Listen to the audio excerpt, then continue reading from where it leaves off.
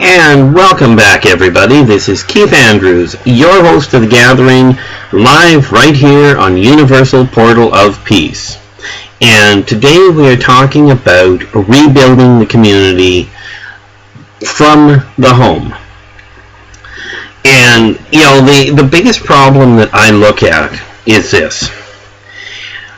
Frankly, I didn't really personally desire to be in the middle of all of this, much less at the head of it. And there are those that will say, oh, I'm in this to make a name for myself, or I'm in this because I want to be in control, or, I'm just self-promoting. Well, I spent from age 10 to age 46, pretty much in seclusion, where the only people that talked to me were the ones that came looking for me, because I happened to see things a little differently. And I stayed out of it because of the hypocrisy. Well, my staying out of it, it's not that I'm the only one that didn't do anything.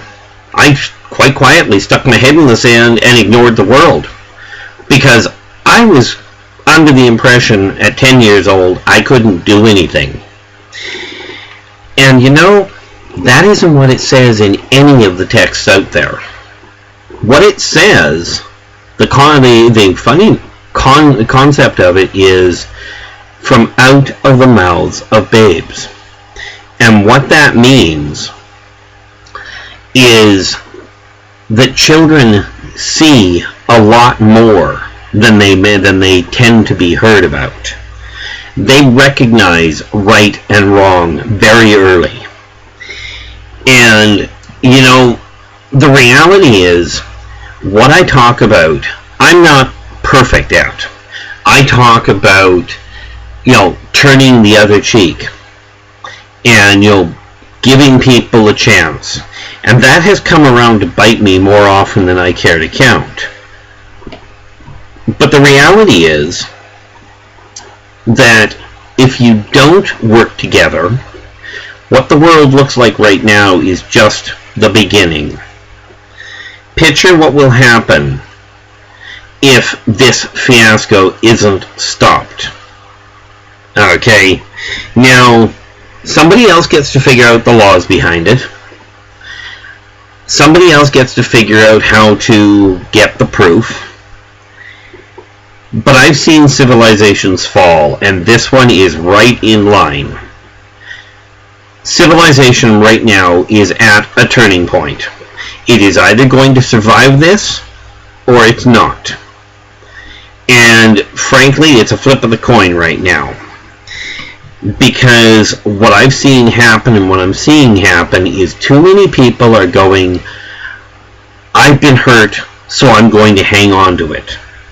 That person was mean to me, so I'm going to hang on to that. That person is sitting in a control seat, so I'm going to blame them instead of doing something. That person has a better looking vehicle, so obviously they're better off than I am, so they should pay me. That ain't the way reality works, boys and girls. The reality is, if society collapses, which it's on the verge of trying to do just that. And I do use the word trying because I'm hoping that with a whole lot of help from you people, that we can actually turn this around. But you take your home and you look at the way you treat the people in your home. That is the same way that you're going to end up treating the people outside of your home. Now, there's the argument that no, they're family, therefore they get treated differently. And I look at that and go, really? Then why is it that so many countries are at war with each other? I'm guessing they're not shooting each other in their own homes. I'm suspecting they're not slitting each other's throats in the night. I'm pretty certain that if you've got a father and you're still breathing, he didn't kill you. And I'm pretty certain that, if you happen to be a pastor and you haven't been shooting your parishioners, that Well, clearly it's not happening in your home, so the negative behavior is obviously being carried outside of the home, outside of the office, outside of your business, into the community around you. And anybody that wants to argue that point is more than welcome to. I know a few people that did shoot their people or their families in their own homes, and then turned around and shot themselves. Of course, I'm a working medium. It gives me kind of an edge on that. So what you have to look at is the negative behavior that is happening at home is being carried into the world around you. And the negative behavior that is being perpetrated in your community is being transferred to the communities at large. Okay, from your little town, that negative energy is being carried out to the world in general, to the cities next to you. And now we've got the other side of that, where the positive things that are being done are also being carried out. But here's where it gets to be complicated. Because the media, which we all know isn't bought and paid for, and the government, which we all know is there to help you and to protect you, until they close the doors, and of course the banks foreclose on everything you owe because they overcharged you in the first place. But we know they're not causing the problem, because just ask them, they said so. This negative stuff is being patched around. It's being passed all over the neighborhood, and the media is kind enough to spread it out even further and embellish on it so that you can get a full measure of how bad the world really is, so you can fear your neighbor. What they forget to tell you is that if they would promote and expand upon the positive things, like who got married today, or who helped who today, instead of who got run over deliberately, or who robbed who, or what politician lied, or what have you, and leave the politician in office, then everybody looks at the negative and figures the world's going to end anyway, why bother? And what you have to take a look at, okay, is this. You can continue turning a blind eye and saying it's not my doing, it's not my fault, and see just how much that matters when the next tornado runs through your neighborhood. See how much Mother Nature really cares what your bank account looks like. When she turns the bank upside down, I'm guessing she's not going to leave your safety deposit box alone because you happen to be related to somebody. Okay. And the sad reality of it is that if you're going to let this continue in your own neighborhood, there's going to be bigger problems. Now, here's a challenge for all of you out there that listen to this. So many people talk about being religious, about being a Christian or being a Wiccan or looking out for other people, etc. Here's a challenge. Walk into your local church and ask the leader of the church, when was the last time that they helped the local poor people or the local working poor people by providing a free meal or a free dance? Ask them when the last time was that they took some of their donations and used them to help the local people, to sponsor somebody that legitimately wants off drugs, to help them off drugs. Okay, that is a challenge for you. I will lay odds that most of your community, what you're doing, most of the churches, what most of the so-called spiritual leaders are doing, is they're helping their parishioners, period. And even then, more often than not, they don't do it. So what you take a look at, okay, is you take a look and ask them that, and when they say, well, we haven't, challenge them and tell them point blank, well, if you're a church and you're supposed to be guiding the lost souls, why aren't you out there helping them? Not trying to convert them and tell them they're living life as a sinner and therefore are going to go to hell. Not, oh, we're Wiccan, and if you're Christian, that means you're less than we are because you missed the message. Don't try and convert them. Simply encourage them to help each other. Now, something that might be an entertaining endeavor if you happen to live on a cul-de-sac, see about setting up a block party. See about setting something up, and you may have to get permission from somebody, probably city, maybe the community, I don't know. That's your job. I come up with the guidelines, you come up with the methodology. The key is, instead of putting a gang together of kids and young adults to go around and beat up on other kids and other young adults, how about you put a gang of people together to go out and clean up the local park? Never mind the fact it belongs to the city. Go out and clean up the local park. Go up and clean up a side street. Don't worry about the fact that your city workers go, but that's my job or that's a union. Forget that noise, it's your planet. And that outranks a union. And, when you take a look at it, okay, and you open the doors, as I've told people, I grew up in the church. And there was a song that said, up, up with people. You meet them wherever you go.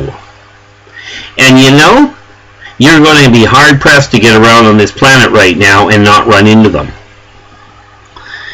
So one of the things that we have to look at is that we have to take a look at just exactly what the community is.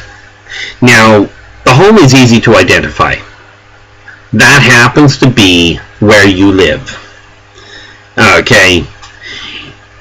You have to take a look at it and go, okay, the community is often cordoned off. It's sectioned off by the city to say this is this community, or it may be sectioned off by a fence where you've got these little gated communities, or signs that say you've just reached city limit. These are all different sizes of community. And just think, we take a look at Hitler, and I know Hitler, everybody, he was such a bad person, he caused so many problems, and I am not saying he did the right thing, or more to the point, in the right way. But what he did prove was he could motivate millions of people to do things, and millions of people to get things done. Now, if one person can motivate millions of people from multiple cultures, social classes, race, nationalities, and he can get them all moving in the same direction, why can't you as individuals get off your high horse and start motivating people to do something positive? Why is it that people tend to look at things and Sissy says a gated community is just a mini prison without bars, except it's, got bars. Hence why it's gated. Why is it, ask yourself this and ask the members of your community, why you have to wait for the world to come to the brink of ending to get your head out of the sand and start working together? Why is it that you look at the neighbors around you and you go, that person drives pathetically, and yet you yourself speed anytime there isn't a cop around? And this this one, Sissy points something out that's very accurate, right? And the reason there's so many problems is because they have too many rules to live by, and I'm going to add an addendum to that. There's too many rules to live by that write off common sense, but that the rule makers don't follow, and therefore nobody else will respect, at least very few. Now, I am not saying all the laws are right, or are just, or should be there at all. Quite frankly, you probably don't want to have a legal system built entirely the way I look at it. Okay, because when we look at community superstructures, and bear in mind, this chat room is a community, and this is where I tick off a few people, because this chat room was proposed by Kat to start with. It was put together by all five of the people in the room: Kat, Alex, UFO Nut, Caring Angie, and myself, Highland Druid. But the purpose of the chat room was originally designed to help me get my message out, which, by the way, because somebody has to take point, that drops it into my lap. And I know that upsets some people, and frankly, does it concern me? It creates problems when they don't get along, but the reality of it is this: for a community to grow, a community must have somebody taking point. Not somebody that tells everybody this is what will be done. Okay, but unless a decision must be made. Hence why in every company there is somebody that is listed as a CEO.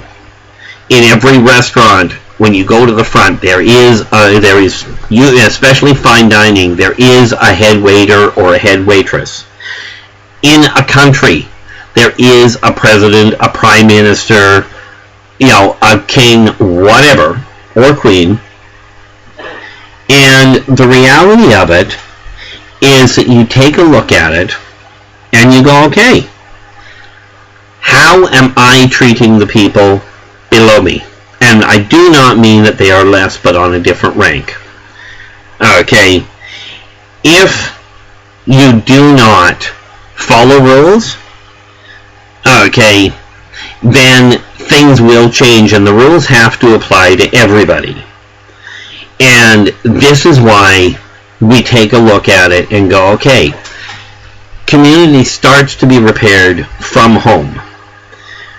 Because if they are not followed, and by the way, I'm noticing something in the chat room here, okay, and there is a very fine line between being polite and being mockingly disrespectful. It's a real big idea for everybody concerned, and in this case, the owners are doing things absolutely perfect. And I don't have a problem with it at all. Now, one thing to keep in mind, for a community to grow, okay, people have to work together. They have to follow their own outlook. They have to follow the outlook of the community, but it has to be modified in order to bring things into balance. Okay, and what I mean by modified is when you're dealing with people and you're dealing with merging communities, you have to take a look at the way the communities merge, because communities have to keep their own culture, their own perspective at the same time, but they've got to work in cooperation, and that boils down to treat each other as you desire to be treated. If you're not doing that, then the way you carry yourself into the community will result in disrespect being heaped upon you as well. Okay, and it does come back to bite you. It creates its own problems. Now, the nice part about this is, much as the world is on the verge of an absolute disaster, okay, it is still salvageable. It is still able to be turned around. And it is still worth saving. But the fact is that people have to take a look and listen to the people around them. Okay? And you have to open the door, okay, and work with each other. Now, there's a lot, we're going to be going for break in a few minutes. We're still about 5 minutes away. And I'm looking at all sorts of neat little things, okay, and watching the way this world is operating. And people end up causing their own problems. And that's what we're aiming at rebuilding. Now, when it comes to your little neck of the woods, bear in mind, if you do your job right, if we do our job right, the message gets out. If you do your job right, okay, yes, Sissy says it's going to take a lot of work to do that, and it absolutely is. This is not a small job, but bear in mind, it's taken 300 years to get here. The sad part is you haven't got that much time to get it turned around. Okay.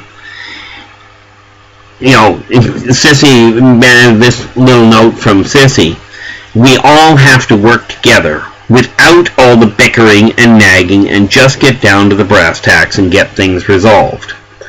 Absolutely. And that doesn't always mean that they have to go in one specific direction or another. There is such a thing as a compromise in in most cases.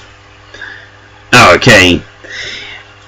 And, you know, the thing you gotta look at is this. Bickering, you know, there is such a thing as debating, and it's a big difference between debate and bicker. Debating is not a bad thing. It's an exchange of information. It's an exchange of ideas. It's a discussion. Bickering and arguing has been proven to kill plants.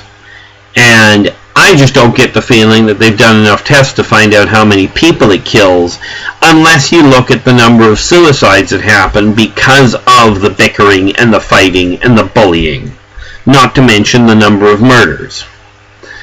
So take a look at that and realize that we have a very simple problem.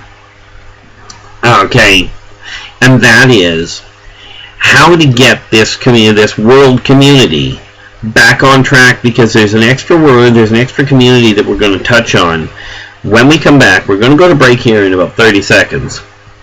And when we come back, we're going to go one step further than just the community and the city and the province or state that you're in and the country.